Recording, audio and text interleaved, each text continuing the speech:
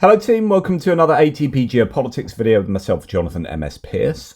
Just coming on off the back of watching the entirety of Anthony Albanese's acceptance speech at the Australian Labour Party headquarters, as the Labour Party there have won a resounding victory. In fact, the first time since they've had a back-to-back election result in their favour for the Labour Party since Bob Hawke back many years ago.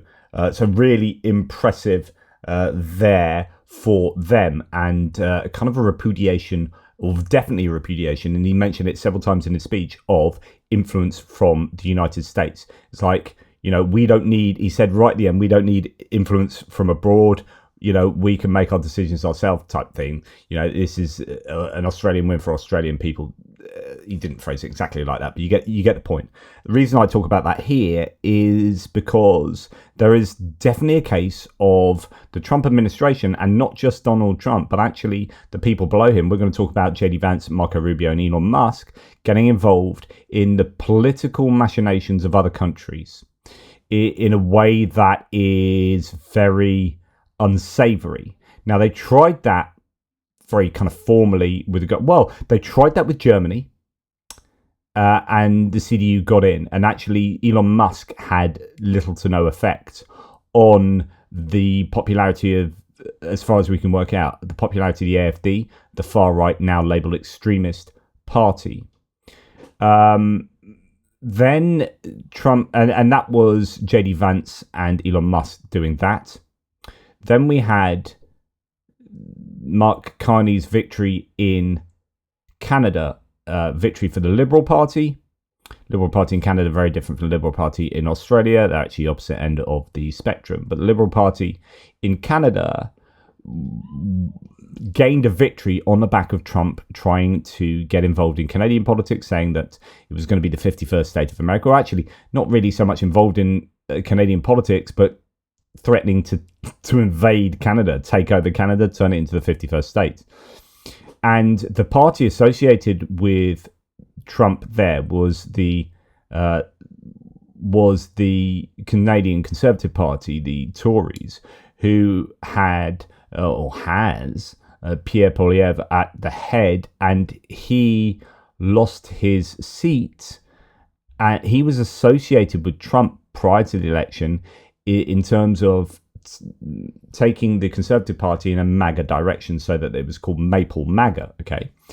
And then the electorate just absolutely rebuffed Trump's rhetoric and positioning on Canada. And the Liberal Party saw this huge resurrection and a change of fortunes from under Trudeau. Mark Carney took over, and they had a resounding victory, all things considered, especially considering where the polls were prior to Trump doing what he did.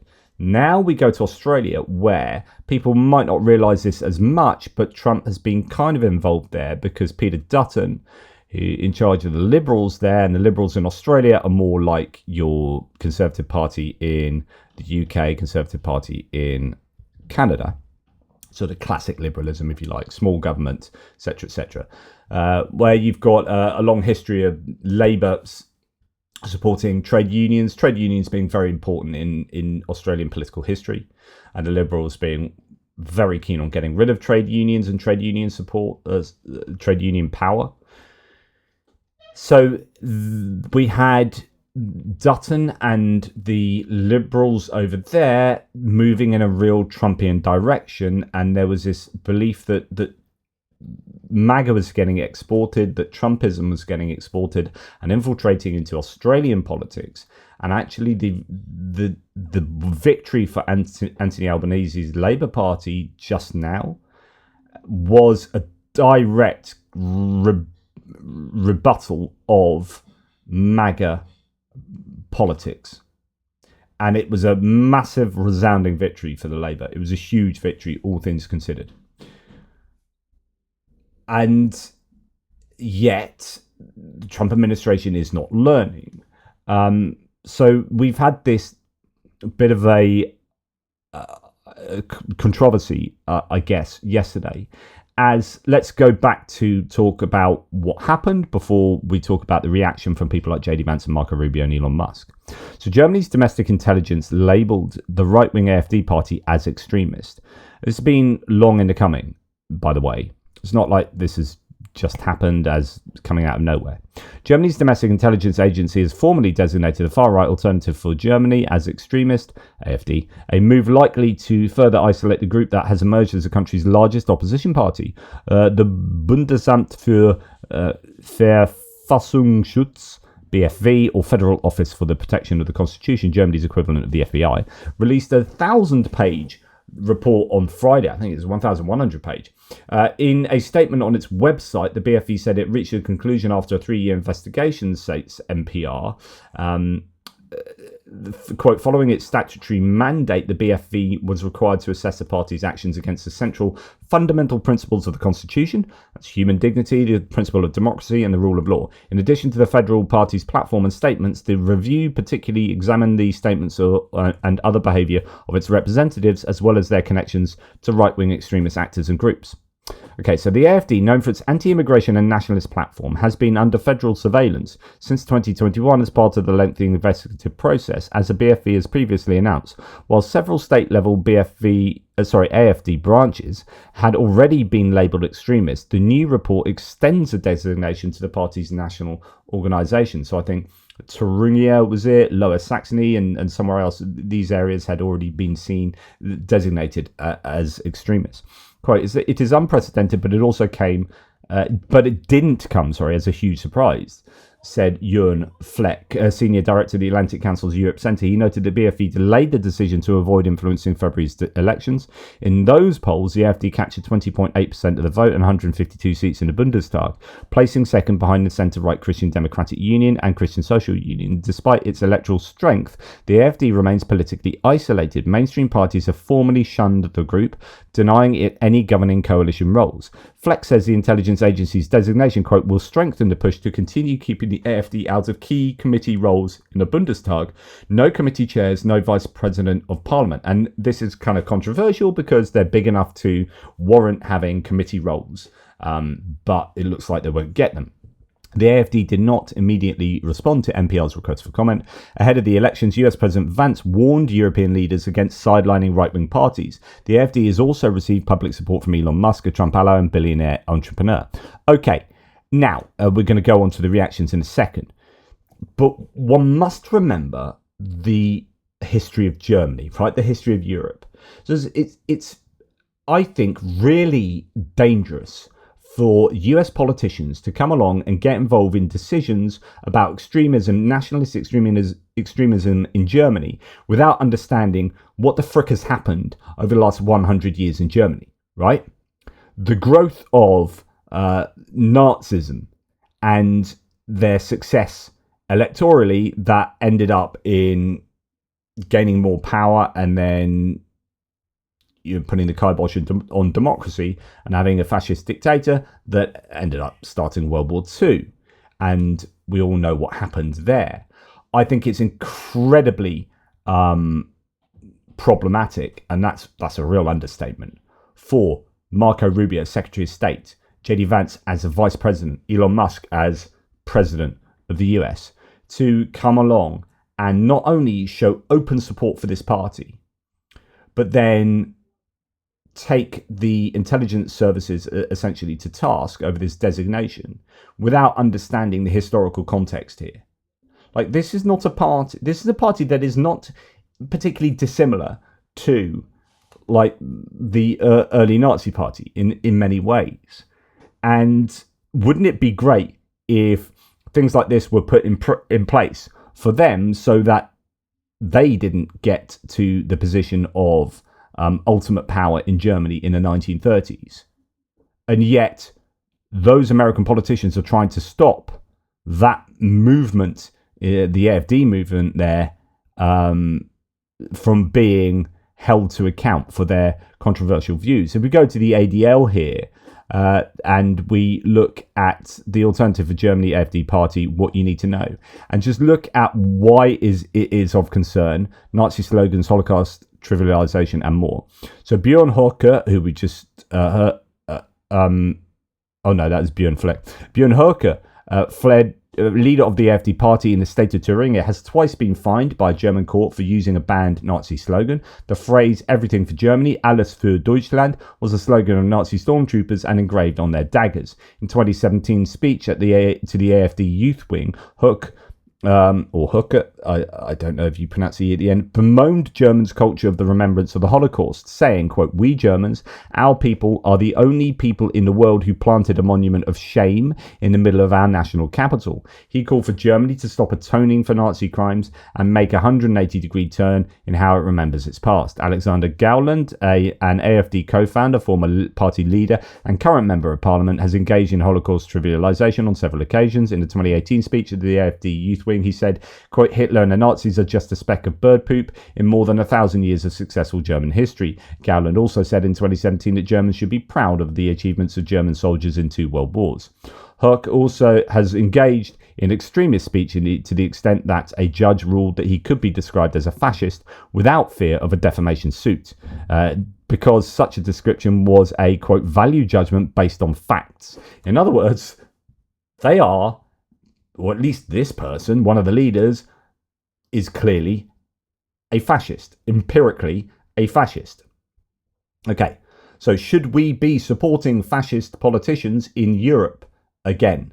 Should American politicians with their megaphones be getting involved in European politics to endorse outright fascists? AfD leaders have also threatened to deport German citizens of non-ethnic German heritage. In the 2017 election manifesto, AfD asserted that the presence of Muslims in Germany was a threat to the country. Quote, "Islam does not belong in Germany. The AfD sees the spread of Islam and the presence of over 5 million Muslims, whose numbers are constantly growing, as a great danger to our state, our security, our society and our system of values." And that's a quote from the AfD. AfD members were exposed as participants in a November 2023 secret meeting of far-right extremists in Potsdam, including Austrian neo-Nazi Martin Sellner, who discussed a mass deportation plan for foreigners and non-assimilated Germans as part of AfD's strategy should it be elected to govern Germany. Following the exposure of the secret meeting, AfD politicians initially denied participating, but just weeks later began actively campaigning with the slogan "Remigration," which was a term used at the meeting for the mass deportation plan. The idea is hardly new for the AfD. In 2017, co-leader Alexander Gauland said that Aydin Özgür, a Socialist Party politician who was born in Germany to Turkish immigrant parents, should be disposed of in Turkey. Current AfD leader Alice Weidel, the co-leader with Gauland, defended Gauland's statement. And so on and so forth. There's lots more. And there is a clear connection to Russia as well. Very much supportive of Putin's Russia. So, that's just a tiny soupçon of some of the issues with AfD. Now, of course, these intelligence services there produce a 1,100-page document to support their views. This is not just a flash in a pan.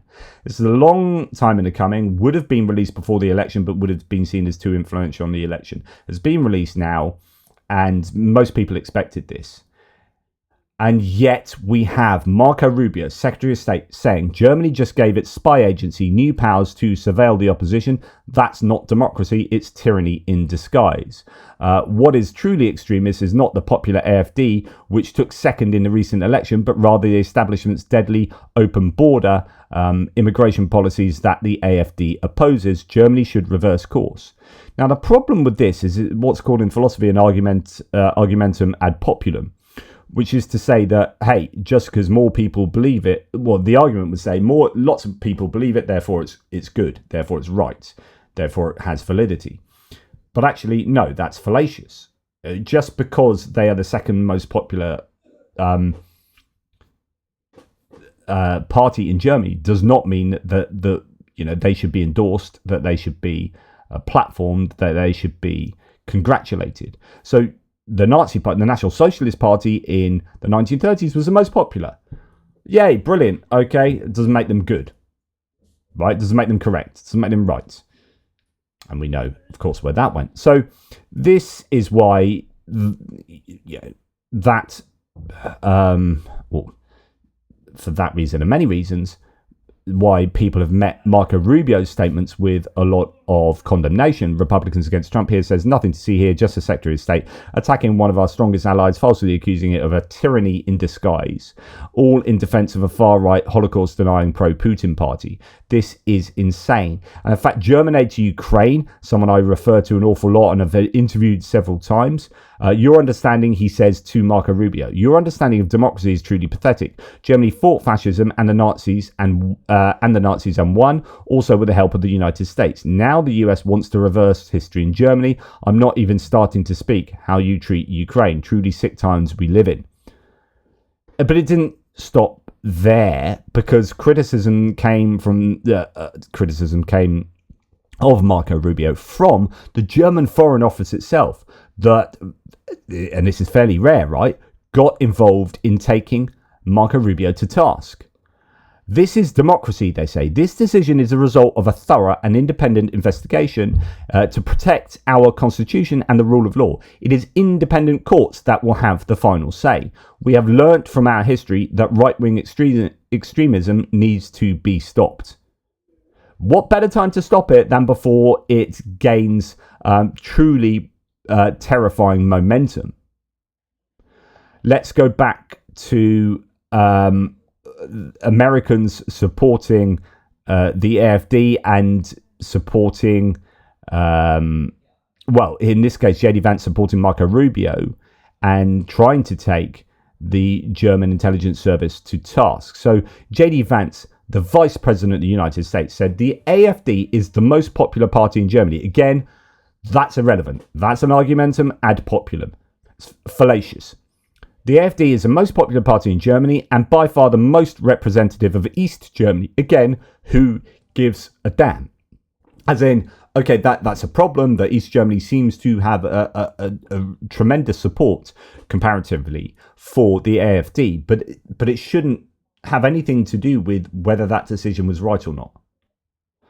Now the bureaucrats try to destroy it. Now attacking the intelligence services as being bureaucrats. This is truly irresponsible from JD Vance. JD Vance is a terrible human being. There's no doubt about that. The West tore down the Berlin Wall together, and it has been rebuilt not by the Soviets or the Russians, but by the German establishment. That is an incredible insult there, that Germany is somehow building up the Berlin Wall again in an abstract sense. As the analyst here says, mind your own democratic business, Vance. Ron Filipkowski, seems like we have bigger foreign policy priorities than attempting to interfere with domestic politics in Germany.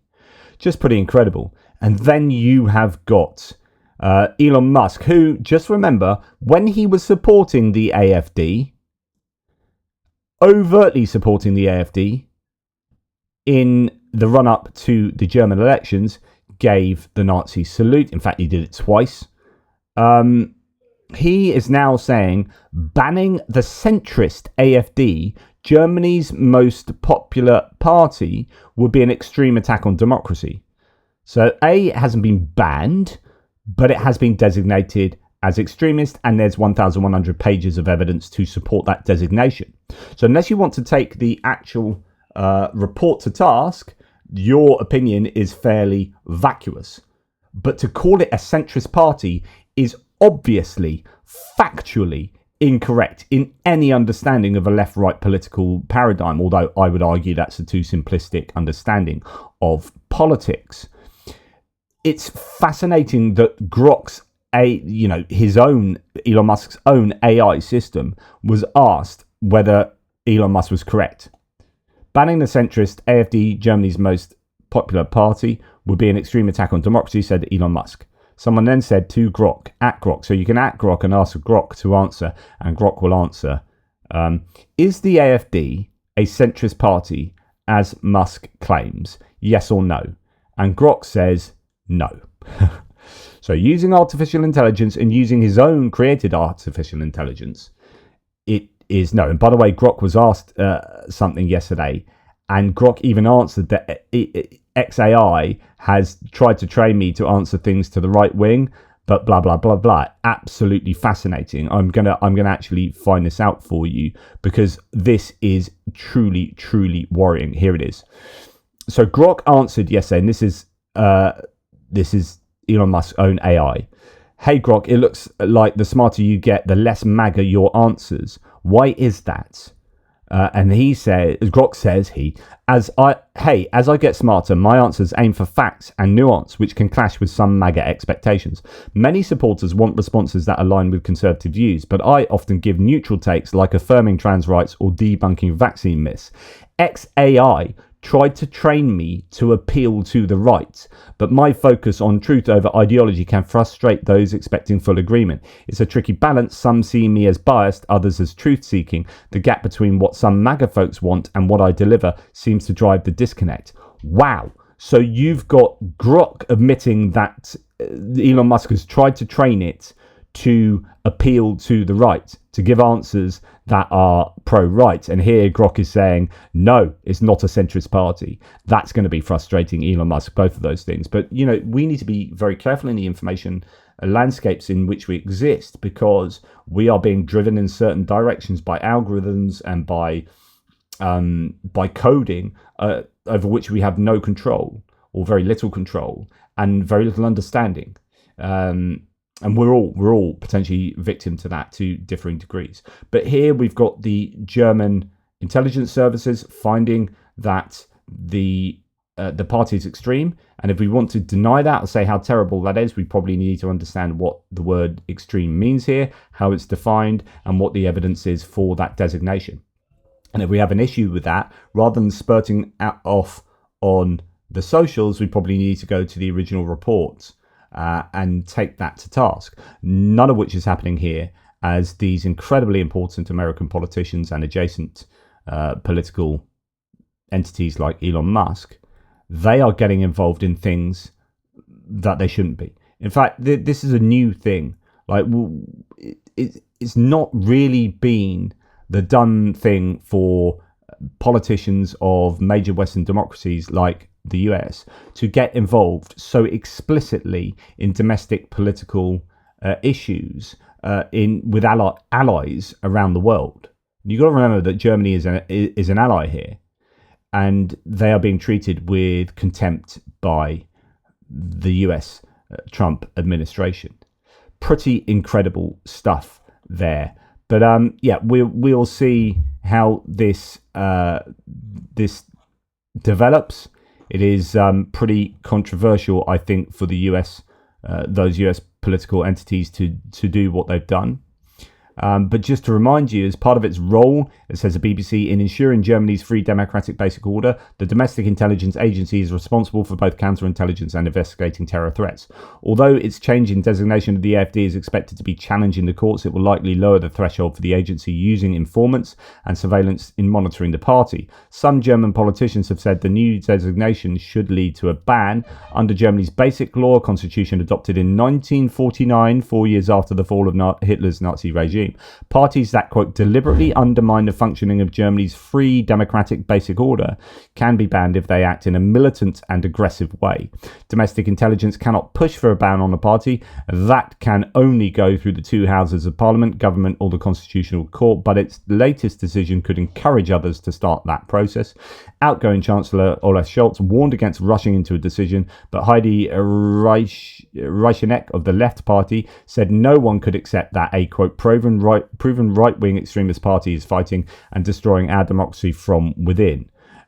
Since the war, the Constitutional Court has banned only two parties, both in the 1950s. The Christian Democrats, state premier of Schleswig-Holstein in northern Germany, called on the incoming government to initiate proceedings to ban the AfD. Daniel Günther told Spiegel magazine that the party presented a risk to social harmony. But Michael Kretschmer, a Christian Democrat premier in the eastern state of Saxony, was quoted as saying that the, quote, enemies of democracy are not fought solely by the state. Defense of democracy begins in the heart of society. And I think you're going to get this tension between, should there be a state down constraint on the AfD, or should this come from actually trying to give a positive vision of Germany from the bottom up in a kind of more populist way?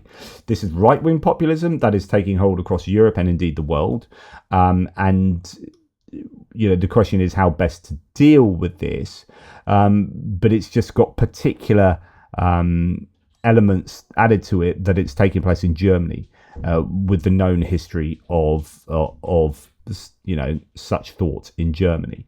So that's that. Let me know what you think. My initial conclusion is those US politicians need to keep their frickin' noses out of other democratic nations, and they should stop openly endorsing fascist people and political movements, which is what Elon Musk is doing repeatedly, and it seems that JD Vance is doing it, and for Marco Rubio to jump on that bandwagon is truly, truly worrying. Take care, and I'll speak to you soon.